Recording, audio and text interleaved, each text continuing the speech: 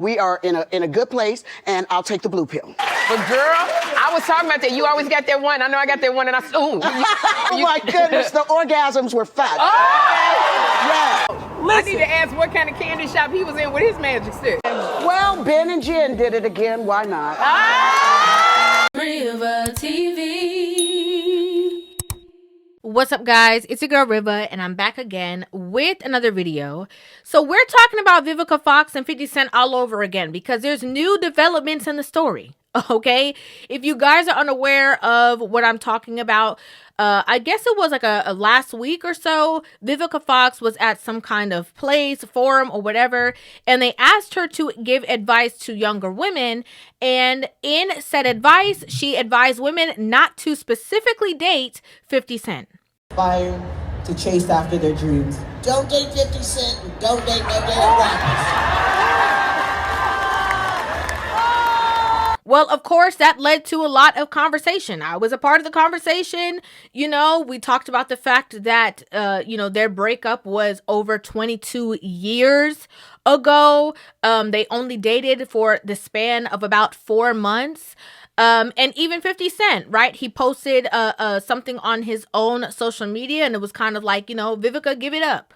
He posted this picture, and it says, either way, I'm gonna have that A in the Matrix. You know I love me some you, girl. But damn, it's been 22 years, Vivica. And, so he made that post to kind of like make light of the situation in the midst of everything that was going on. It ended up that Sherri Shepherd ended up covering the story on her show, and then she talked about it. Vivica A. Fox and 50 Cent have been in the longest breakup I have ever seen. These two broke up in 2003. The other night, Vivica was doing a Q&A at the Ultimate Women's Expo in New Jersey and brought his name up. Don't date 50 Cent and don't date no damn rappers. Because she still never answered whatever question they answered. She never answered the question. But I don't know what question could have gone with that answer. Which it really doesn't matter what the question was, because you could have said, Vivica, what's your favorite perfume? And she would have said, don't date 50 Cent. Now, after Sherri Shepherd ended up talking about it on her show in the clip that you guys saw, 50 Cent ended up posting the clip onto his social media, and then he captioned it by saying this.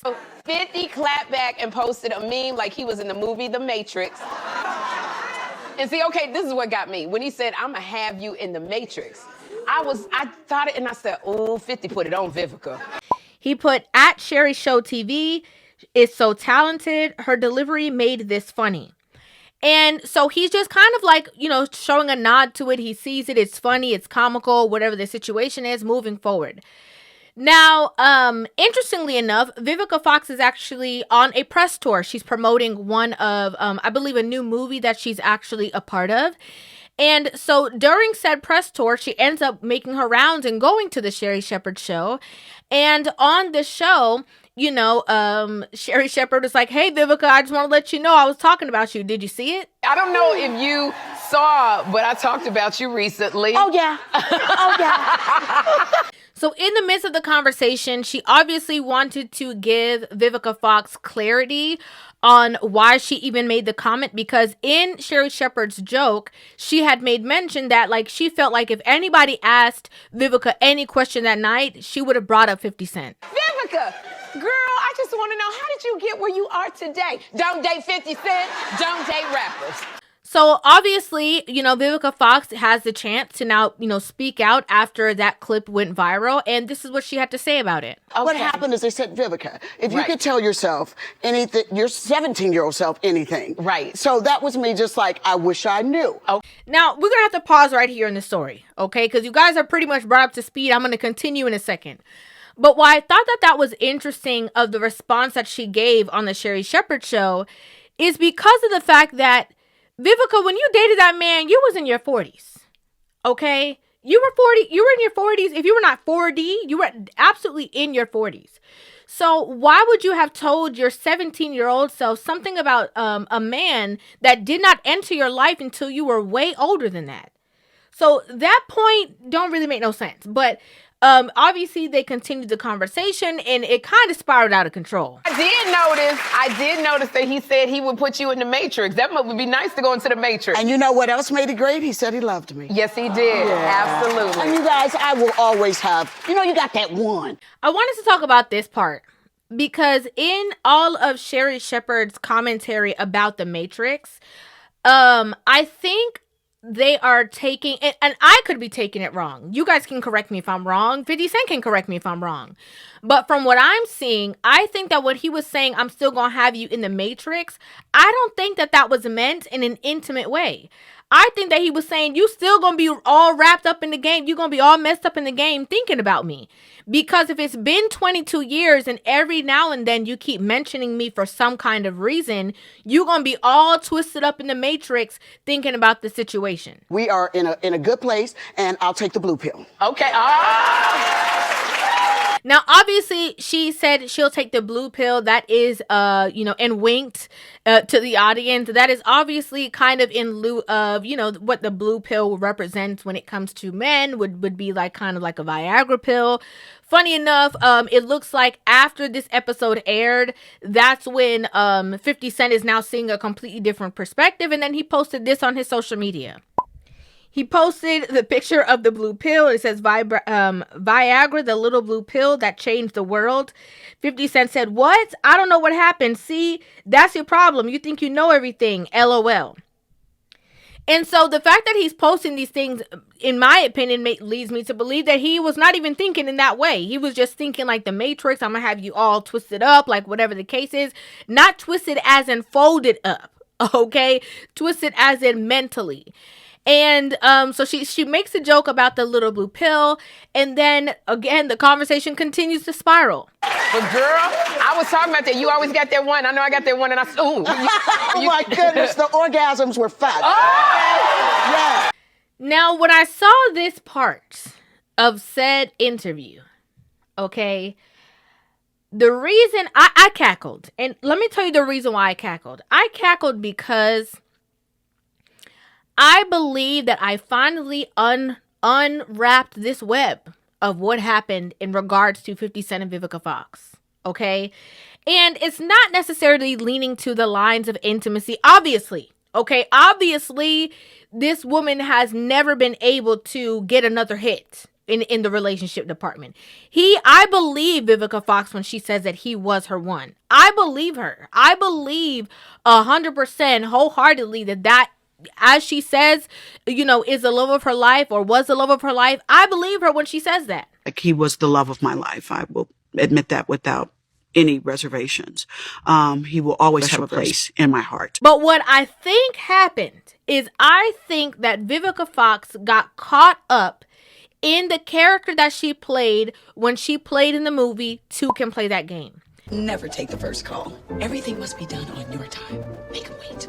Girl, a man is like a stray dog. You feed a stray dog one day, and if he comes back the next, you got him hooked.